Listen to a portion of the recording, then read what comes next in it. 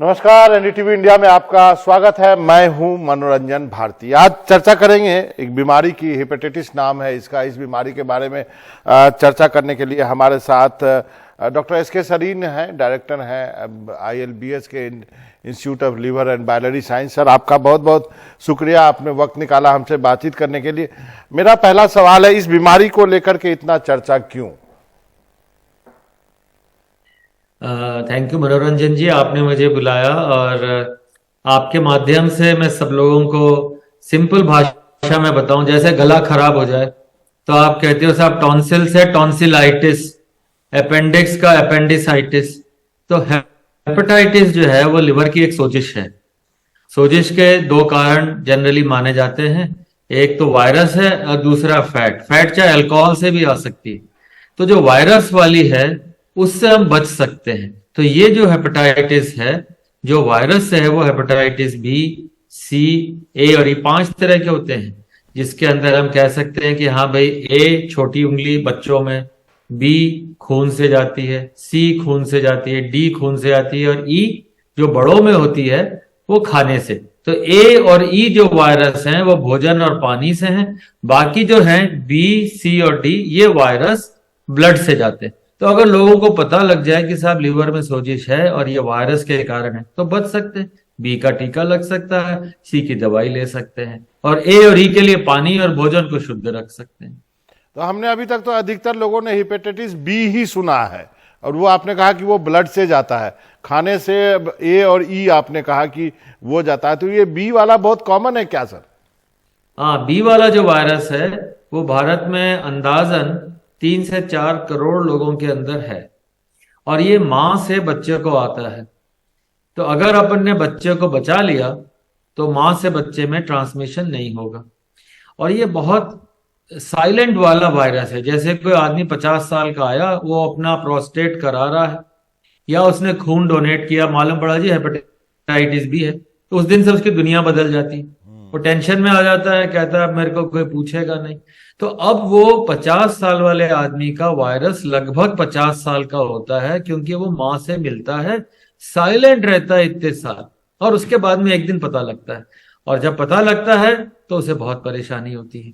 तो तो मेरा सवाल, हेपेटाइटिस बी जी मेरा जी सवाल है डॉक्टर साहब कि हम क्या लक्षण है, हम डॉक्टर के पास कैसे जाए? मुझे तो मालूम नहीं कि मुझे मेरी माँ से मिला है। मैं मतलब फिर तो यदि ना टेस्ट कराए तो नहीं मालूम चलेगा, फिर क्या करें इस बारे बिल्कुल में? बिल्कुल। इसके लिए बहुत आसान है। पहला कि जब भी कोई आदमी किसी हॉस्पिटल में, चाहे अपने लिए जाए या किसी और के लिए, या अपने जन्मदिन पे हेल्थ का टेस्ट करा ले। जो ही हेल्थ का टेस्ट होगा मालूम पड़ेगा कि भाई बी या सी है कि नहीं। लक्षण आने की वेट करेंगे और तब पता लगेगा, तब तो लेट हो जाएगा। तब तो वो चोर एकदम बिल्कुल पहलवानी पे आ जाएगा और आपका लिवर जॉन्डिस है, उल्टियां हैं, पेट में पानी आना, पैरों में सूजन, खून की उल्टी, ये ट्यूमर का बनना, ये एडवांस डिजीज है। हमें तब पता करना है जबकि वायरस हमारे शरीर में है पर बीमारी नहीं कर रहा, और क्या हम उसको रोक सकते हैं बीमारी होने से, क्या हम बच सकते हैं। तो लक्षण की चिंता ना करें। पर एक और बात है मनोरंजन जी, जैसे एक्यूट इन्फेक्शन हुआ, जैसे आपको डेंगू हुआ, आपको कोविड हुआ, बुखार खांसी जुकाम, ये एक्यूट इन्फेक्शन है। ये इन्फेक्शन जब है, अगर आए, इसका मतलब एक्यूट हेपेटाइटिस है। घर में एक बच्चे को जॉन्डिस हुआ, दूसरे को हुआ, वो एक्यूट इन्फेक्शन। पर जो मां से बच्चे को आया या नीडल से आया, वो साइलेंट रहे। मेरा सवाल है कि सर, हम लीवर चेक के लिए मतलब लोग कहाँ जाए? क्या लीवर चेक के लिए कोई स्पेशलिस्ट, स्पेशलाइज हॉस्पिटल जाना होगा, या ब्लड टेस्ट से पता चलेगा? और कितने दिनों में उसको हम लीवर चेक कराते रहते हैं, कराएं? साल में एक बार, 2 बार? देखिए, ये एक बहुत अच्छा सवाल है। लोग अपना बीपी चेक नहीं कराते, ब्लड शुगर नहीं कराते। मैं कहूं कि लिवर चेक कराओ जी। तो कौन मानेगा मेरी बात? कोई नहीं मानेगा। पर हाँ, इतना कह सकता हूं कि आप सेल्फ टेस्ट घर पे कर सकते हैं कि मेरे लिवर में फैट है या वायरस है। पहला, अगर मेरा वजन 100, हाइट -100 से ज्यादा, 170 में से 100 निकालिए, 70 से ज्यादा वेट है, या मेरी वेस्ट ज्यादा है 90 सेंटीमीटर मेल की और फीमेल की 80 सेंटीमीटर से ज्यादा है, या मेरे माता पिता को बीपी, शुगर या हार्ट की या ब्रेन की या किडनी की या कोई कैंसर हुआ, तो मेरे लिवर में फैट है। और अगर घर में किसी को हेपेटाइटिस बी है तो मेरे को भी हेपेटाइटिस बी का बहुत खतरा है। ऐसे व्यक्तियों को, अब भारत में लगभग 30% लोग ऐसे हैं जिनके माँ बाप में या खुद में डायबिटीज या फैटी लीवर है। तो आप बार बार हेल्थ फैटी चेक लीवर किसको की बात कराना कर है? रहे हैं इन क्या सर? सबको। जी सर, क्या वेट लूज कर ले, यदि क्या हम माने कि वेट लूज कर ले कोई आदमी, और कोई यदि पतला दुबला आदमी है तो उसका लीवर सही होगा? ये बहुत अच्छा सवाल है, क्योंकि करीब 20% लोग जिनके लिवर में खराबी है या कैंसर है या फैटी लिवर है वो पतले दुबले होते हैं। 80% तो देखने से पता लग जाएंगे। वो 20% वो लोग हैं जिनके खानदान के अंदर ये प्रॉब्लम रही है, माता पिता से या दादा दादी से diabetes, blood pressure, high cholesterol, ये सारी प्रॉब्लम आई हैं। वो पतले भी रहे तो भी उनमें खतरा नहीं दूर होता। उनके लिए बहुत मेहनत और मस करनी पड़ती है, तैयारी अपने को। पर जो एक सवाल आपने हेपेटाइटिस बी का पूछा, जी। वो इसलिए भी जरूरी है कि हम लोग इसके बारे में अनभिज्ञ हैं। और भारत दुनिया में नंबर 2 कंट्री है चाइना के बाद जिसमें सबसे ज्यादा हेपेटाइटिस बी है, और जिसका टीका अवेलेबल है, जिसका इलाज अवेलेबल है, पर जानकारी नहीं। तो मेरा एक सवाल है कि जैसा मैंने पहले भी पूछा और मैं बार बार ये इसको क्लेरिफाई करना चाहता हूं, यदि किसी को अपने पेरेंट्स से मिला, माँ से मिला जैसा, और उसने कभी टेस्ट नहीं कराया, उसको मालूम ही नहीं है, क्या वो जीवन भर वो जी सकता है या फिर उसको कभी कोई कॉम्प्लिकेशन होगी फिर उसको जाना पड़ेगा? 90% लोगों में हेपेटाइटिस बी साइलेंट रहता है पूरी जिंदगी। आप उस 90% में आए, मैं ये चाहूंगा, और बहुत से लोग इसी में रहते हैं। 10% लोगों में वो वायरस करीब 30 से 50 साल के बीच में फिर एक्टिव हो जाता है। एक्टिव का मतलब है कि जॉन्डिस हो गया या लिवर के टेस्ट में आ गया या पैर में सूजन आ गई। तो उन 10% में हम ना आए, इसलिए मेरी सिंपल सलाह है कि जब आप ब्लड टेस्ट कराएं, हेपेटाइटिस बी और सी का टेस्ट करा लें।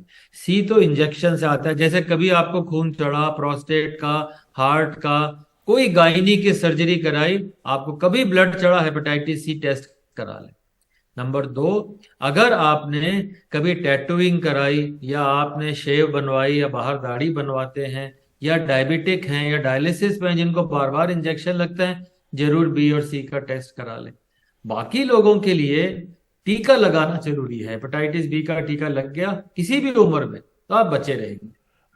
टेस्ट की बात पर एक चीज और मैं पूछना, यदि हम लीवर का टेस्ट कराते हैं, क्या ब्लड टेस्ट कराएं, क्या बिलीरुबिन जो लेवल होता है वो या एसजीपीटी एसजीओटी में जो आता है, क्या उससे पता चल जाएगा हमको लीवर की क्या हालत है, फिर हम आपके पास आए या बड़े डॉक्टर के पास जाएं?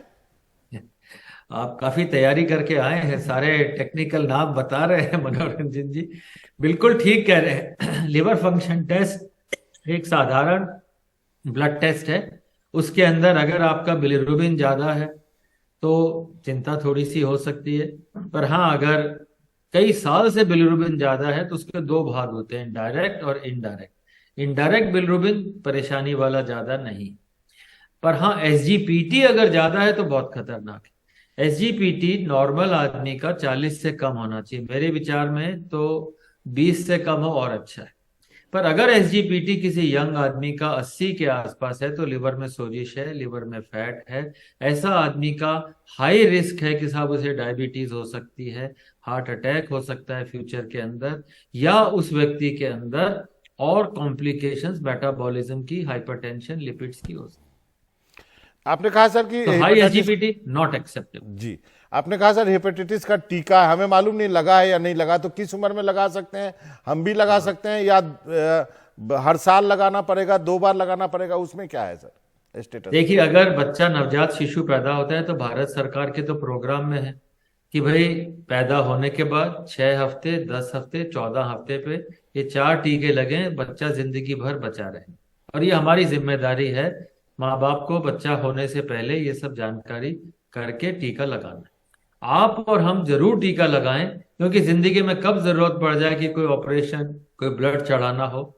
और अपने आप को बचाने के लिए 3 टीके एडल्ट्स में जरूरी हैं। एक अभी लगाएं, एक 1 महीने के बाद, और एक 6 महीने के बाद। और ये वैक्सीन इतनी अच्छी है, सबको अब कोविड के वैक्सीन की आदत हो गई, जब मुझे लगा दो, बूस्टर लगा दो। इसमें बूस्टर भी जरूरत नहीं। जी। 3 टीके और आप जिंदगी भर बचे रहेंगे। हाँ, आप शराब पी रहे हो, मोटे हो, डायबिटिक हो, स्मोक करते हो, तो वैक्सीन कम असर करती, चाहे कोविड की हो चाहे हेपेटाइटिस बी की। अच्छा सर, ये येलो रिवर कैंपेन क्या है? ये आप कब से जुड़े हैं, क्या है इसका मकसद, क्या है? आपकी नजरें तेज हैं, ये येलो रिबन मैंने लगा रखा है। हम्म। और ये एक अपने आप में मुहिम रही है। ये मेरे जिंदगी में एक बहुत बड़ा मोड़ आया था 98 में, जब हम लोग एक लिवर की मीटिंग कर रहे थे और 2 बच्चियों ने आके कहा कि साहब आप इसको सोशल कॉज क्यों नहीं बनाते। तो मैंने कहा कैसे बनाएं? बोले सर हम लोग जो है कोशिश करके रिबन बनाते हैं। और वो 5वीं और 7वीं जमात की लड़कियां थी जिन्होंने रिबन बनाया और 98 में ये लॉन्च हुआ। और भगवान की दया से 25 साल तक हम लोग इस मिशन को ले जाते रहे, लोगों में अवेयरनेस आपके थ्रू और लोगों के थ्रू फैलाते रहे। तो yellow ribbon is a symbol कि ये अवेयरनेस है हेपेटाइटिस की। येलो मतलब जॉन्डिस के लिए होता है ना, लिवर का एक सिंबल है। तो आप बचे रहें, जॉन्डिस ना हो। और मैं चाहूंगा आप, आपकी चैनल और चैनल, कम से कम 4 दिसंबर जिस दिन ये शुरू हुआ थी जी। मुहिम, सारे लोग ये येलो रिबन लगाएं पूरे दिल्ली में, पूरे कंट्री में। और हम लोग साधारण लोग इस पूरे उसको अपने हाथ में ले लें। दो छोटे छोटे सवाल हैं मेरे सर। एक तो है कि हालांकि आप तो इस पर घंटों बोल सकते हैं, लीवर कैंसर बहुत बढ़ रहा है, आपको आपको एक्सपीरियंस होगा, आप डॉक्टर हैं। और दूसरा, लीवर की बीमारी होती है तो एक सोशल स्टिग्मा भी है। मतलब किसी को बोलिए इसका लीवर का प्रॉब्लम, बोलेगा बहुत दारू पीता होगा, बहुत ही पीता होगा। तो ये भी एक चीज है। तो इस दोनों को आप कैसे एड्रेस करते हैं? देखिए, पहले तो स्टिग्मा की बात कर लूं फिर कैंसर पे आता हूं। स्टिग्मा जैसे किसी को हेपेटाइटिस बी हो गया, उसको नौकरी नहीं मिलती, उसके परिवार वाले, हस्बैंड औरत को छोड़ देता है कि औरत में गड़बड़ है, ऐसा नहीं होता। उसकी मां से उसको अगर हेपेटाइटिस बी मिला तो you can not choose your mother. वो बेचारी कहाँ जाएगी? वो तो पैदा हो गई, मां से वायरस आ गया, उसको उसकी मां से आया। तो ये स्टिग्मा जो है इसलिए है कि हेपेटाइटिस बी को चूंकि ब्लड से आता है, लोगों ने एड्स के जैसा समझ लिया, HIV की तरह समझ लिया और ये कहा कि ये छूत छात से होता है। छूत से नहीं होता। और जनरली लेडी से तो हस्बैंड में जाता नहीं। तो इसलिए, और बच्चा हो तो उसको टीका लगा दे। तो ये जो सोशल स्टिग्मा है, मार्जिनलाइजेशन है, नौकरी नहीं मिलना, ये हम लोग कितने साल से प्रयास कर रहे हैं कि उनको उतना ही सम्मान मिले, उतना ही अपॉर्चुनिटी मिले। जैसे HIV वाले को तो आप कोर्ट से ले आते हैं ऑर्डर, हेपेटाइटिस बी वाले का ना पासपोर्ट बनता ना कहीं जा सकते। तो ये एक सोशल स्टिग्मा हमें सोसाइटी को दूर करना है। सर रहा माफी चाहता लिवर हूँ, कैंसर एक क्लैरिफिकेशन चाहिए मुझे। यदि की, हस्बैंड या वाइफ में से किसी को है तो वो एक दूसरे को नहीं हो सकता क्या? क्या ये हस्बैंड सेक्सुअली से क्या जा ये सकते, सेक्सुअली ट्रांसमिटेड है या नहीं है? आपको तो ऑनरेडी डॉक्टरेट मिलनी चाहिए। हस्बैंड से वाइफ को जा सकता है। जी। Sexual transmission from husband through semen possible है। और वायरस अगर एक्यूट इन्फेक्शन, जैसे वायरस अगर हस्बैंड से वाइफ को जाएगा तो उसको जॉन्डिस है, इन्फेक्शन है, हो सकता है।